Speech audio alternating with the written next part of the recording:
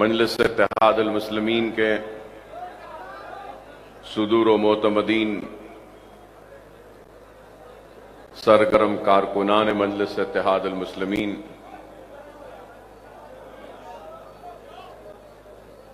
اور گھروں میں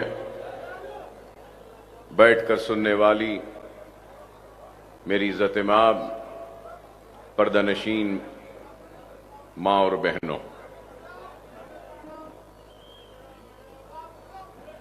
میں اپنی جانب سے محترم نقیب ملت صدر کل ہند مجلس اتحاد المسلمین و معزز رکن پارلیمنٹ الحاج اسد الدین اویسی صاحب کو مجلس اتحاد المسلمین کی 65ویں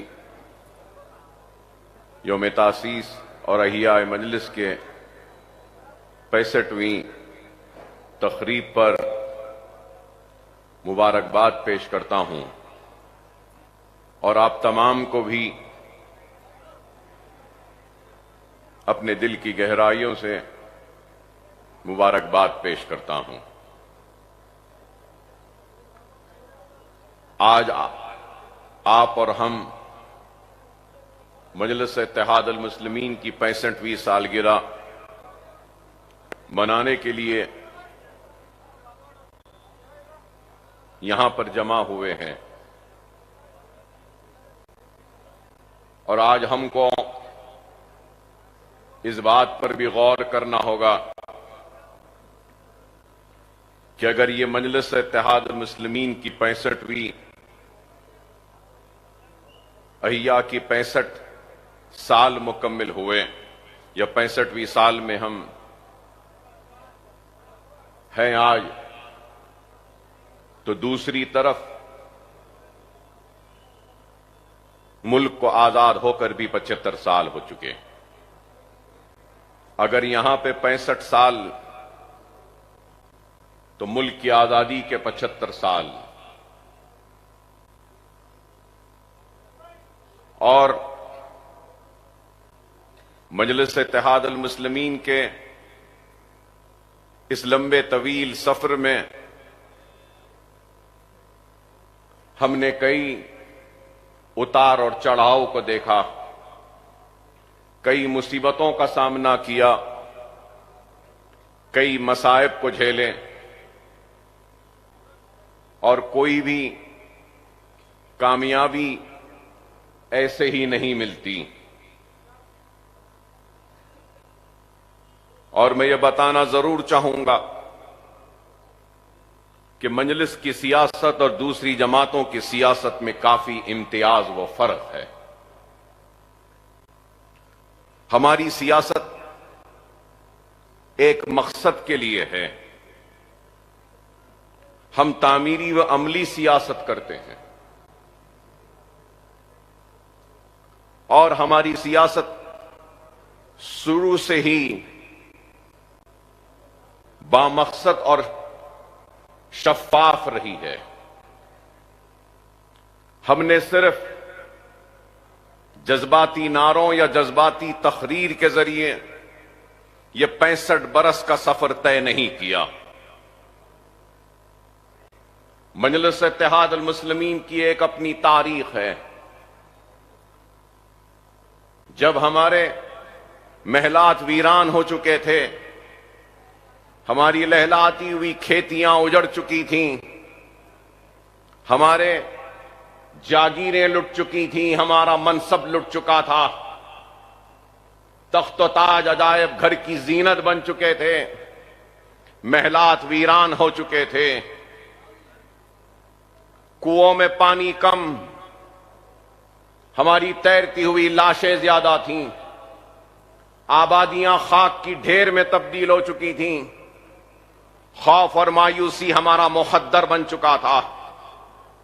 تو ایسے ان حالات میں مجلس اتحاد المسلمین کا احیاء ہوا، تو لوگوں نے احیاء مجلس پر بھی تنقیدیں کی، یہاں تک کہہ دیا کہ ہزاروں لاکھوں کی تعداد میں انسانوں کی جانیں گئیں، آبادیاں ویران ہوئی، عصمتیں لٹیں، عزتیں لٹیں، محلات ویران ہو گئے، اور کیا ضرورت ہے مجلس اتحاد المسلمین کی؟ لوگوں نے یہاں تک کہا کہ کیا یہ بس نہیں تھا کہ اتنی لاشیں بولیوں میں تیر رہی ہیں، اتنی تباہی و بربادی ہو گئی، باپ بیٹے سے جدا ہو گیا، بھائی بھائی سے جدا ہو گیا، باپ کے کھاندے پر بیٹے کی میت، ایسے حالات میں کیا ضرورت ہے مجلس اتحاد المسلمین کی؟ اللہ فخر ملت علیہ رحمہ کی خبر کو نور سے بھر دے کہ انہوں نے اٹھنے والے ان آوازوں کی پرواہ نہیں کی، خوف اور مایوسی میں رہنے والے اس مظلوم قوم کو جگانے کے لیے، ان کو بیدار کرنے کے لیے، ان کو ایک مرکز سیاست پہ لانے کے لیے مجلس اتحاد المسلمین کا حیا کیا۔ اور جب مجلس اتحاد المسلمین کا حیا ہوا تو مجلس کے پاس کچھ نہیں تھا،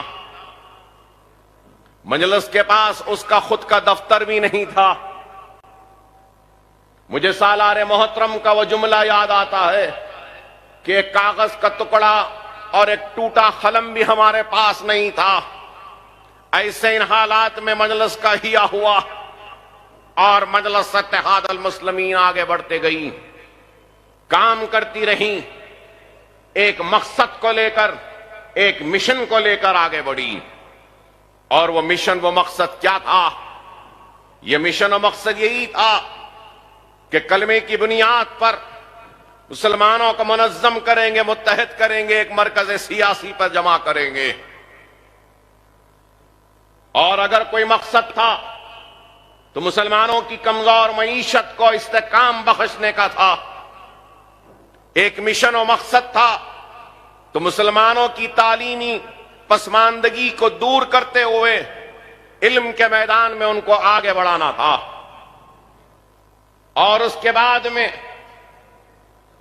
آخر میں یہ مقصد تھا کہ ہم سیاسی جدوجہد کے ذریعے انتخابات میں حصہ لیں گے۔ مجلس اتحاد المسلمین نے 65 برس کے اپنے سفر میں معاشی میدان میں کام کیا، تعلیمی میدان میں کام کیا، اور سیاسی میدان میں بھی کام کیا۔ اپنے دروازوں کو ہر مظلوم کے لیے کھلا رکھا۔ دارالسلام کے دروازے آج بھی ہر کسی کے لیے کھلے تھے، کھلے ہیں اور کھلے رہیں گے، بلا لحاظ مذہب۔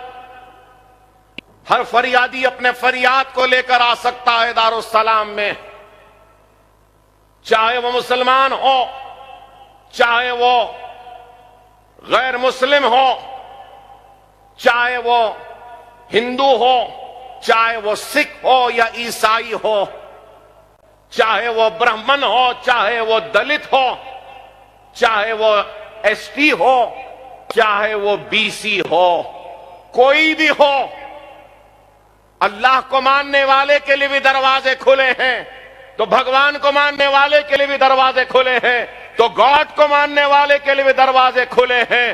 تو اگر کوئی اللہ بھگوان گاڈ کو نہیں مانتا ہے تو اس کے لیے بھی ہمارے دروازے کھلے ہیں۔ ہم ہر فریادی، ہر مظلوم کی آواز کو سنتے ہیں، اور اس مظلوم کی فریاد کو نہ صرف سنتے ہیں بلکہ ہمارے جانب سے جو ممکن مدد ہو سکتی ہے ہم کرتے رہے ہیں۔ مجلس اتحاد المسلمین ایسے ہی آگے نہیں بڑھی۔ مجلس اتحاد المسلمین کئی قربانیوں کے بعد فخر ملت علیہ رحمہ 11.5 مہینے جیل کی صحبتوں کو برداشت کرتے رہے، گھر کی لائٹ کاٹ دی گئی، پانی بند کر دیا گیا، بینک کے کھاتوں کو منجمد کر دیا گیا، ضبط کر لیا گیا۔ ایسے ان حالات میں ہم نے جدوجہد کی اور آگے بڑھتے گئے، اور آج مجلس اتحاد المسلمین صرف حیدرآباد تک محدود نہیں، صرف آپ کی پہچان بن کے نہیں رہی، بلکہ میں کہوں گا کہ ہندوستان کے مظلوم مسلمانوں کی پہچان اور ان کی امید بن کر آج سامنے آ رہی ہے اور حق طلب کر رہی ہے۔ مجلس کے پاس کچھ نہیں تھا۔ جس وقت مجلس کے سیاسی سفر کا آغاز ہوا تھا تو پہلی کانفرنس ہوئی تھی، اور اس پہلی کانفرنس میں معتمد عمومی جناب خواجہ نظام الدین صاحب نے، جو سابقہ رکن اسمبلی تھے، انہوں نے سالانہ رپورٹ پیش کی تھی اور کہا تھا کہ جماعت کو ایک سال میں 7,015 روپے کی آمدنی ہوئی، 7,015 روپے کی آمدنی، اور 7,165 روپیہ کا رقم خرچ کیا گیا۔ 7,165 روپیہ خرچ ہوا، اور یہ بھی بتایا کہ جماعت کو 1,156 روپیے کا قرض ہے، جماعت پر 1,156 روپیے کا قرض ہے۔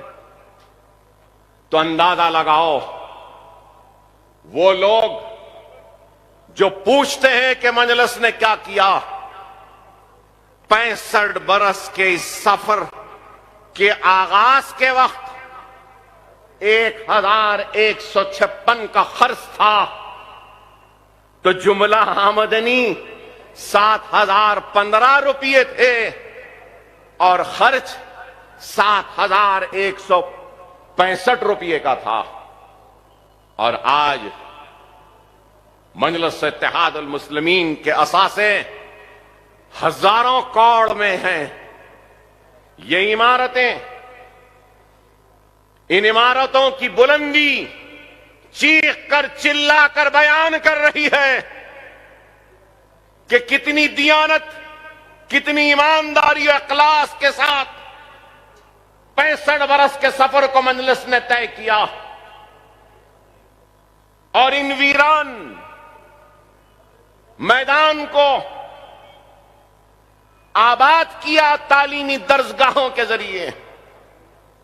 ایک طرف انجینئرنگ کالج ہے تو اس طرف MBA MCA کالج ہے، تو اس کے بازو میں کالج آف فارمیسی ہے، تو اس کے ادھر بغل میں کالج آف آرکیٹیکچر ہے، ایم فارم ہے، ME ہے، MBA ہے، MCA ہے، بی فارم ہے، فارما ڈی ہے، آرکیٹیکچر ہے۔ ارے یہ دارالسلام کب حاصل ہوا، کیسے حاصل ہوا؟ ارے آج جس مقام سے ہم آپ سے مخاطب ہیں، یہ وہی مقام ہے جب دارالسلام کو حاصل کیا 70 کے دہے میں، تو اس وقت اسی مقام پر جانماز بچھا کر سالار ملت نے نماز ادا کی تھی، اللہ کا شکر ادا کیا، آج دارالسلام کو حاصل کیا۔ دارالسلام بھی نہیں تھا، دارالسلام کو حاصل کیا۔ دارالسلام کی قانونی جدوجہد کی بھی ایک تاریخ ہے۔ دارالسلام یوں ہی نہیں ملا، کئی برس کی قانونی جدوجہد اور لڑائی کے بعد دارالسلام ملا۔ اب میں اس تفصیل میں جانا نہیں چاہتا، لوگوں کے دلوں کو تکلیف ہوگی، لیکن حقیقت ہے کہ دارالسلام کے دعوے میں صرف عبدالواحد اویسی صدر کل مجلس اتحاد المسلمین ہی نہیں تھے، اور بھی کئی دعوے دار تھے. اب میں ان کو وہ لوگ نہیں رہے, ان کے خاندان والوں کو شرمندہ کرنا نہیں چاہتا. کوئی مجلس اتحاد المسلمین اے یا کچھ اور بنا کر آئے, تو کوئی دوسری تنظیم سے آئے, تو کوئی اپنی ذاتی ملکیت کہہ کے دعوے پیش کرے تھے مجلس کے. ان تینوں لوگوں کے دعوے مسترد ہوئے اور عبد الواحد اویسی صدر کل ہند مجلس اتحاد المسلمین کے دعوے اور قانونی جدوجہد کو کامیابی ملی اور دارالسلام حاصل ہوا. صرف یہی نہیں, مجلس کی تاریخ ہے. لوگ جو مجلس پہ الزام لگاتے ہیں, تخت و تاج کے لٹنے کے بعد, محلات کے ویران ہونے کے بعد, جاگیر و منصب کے لٹنے کے بعد, صبح کا سورج نکلا, رکشے اور بنڈیاں ڈھکیلنے پہ مجبور ہونے والی اس قوم نے جب حیدرآباد کی بلدیہ پر قبضہ کیا, تو ایک دلت کو, ایک پسماندہ طبقے سے تعلق رکھنے والے کو حیدرآباد کا میئر بنا کر بتایا کہ ہمارا تخت گیا, تاج گیا, ہم نہیں بیٹھے, ہمارے دلت بھائی کو بٹھائے. یہ ہماری مجلس کی نشانی ہے. نہیں تو ہم کہہ سکتے تھے کہ ہمارا تو سب کچھ لٹا, اب آج ہم کو موقع آیا تو ہم کیوں نہ بیٹھیں. لیکن ہم نے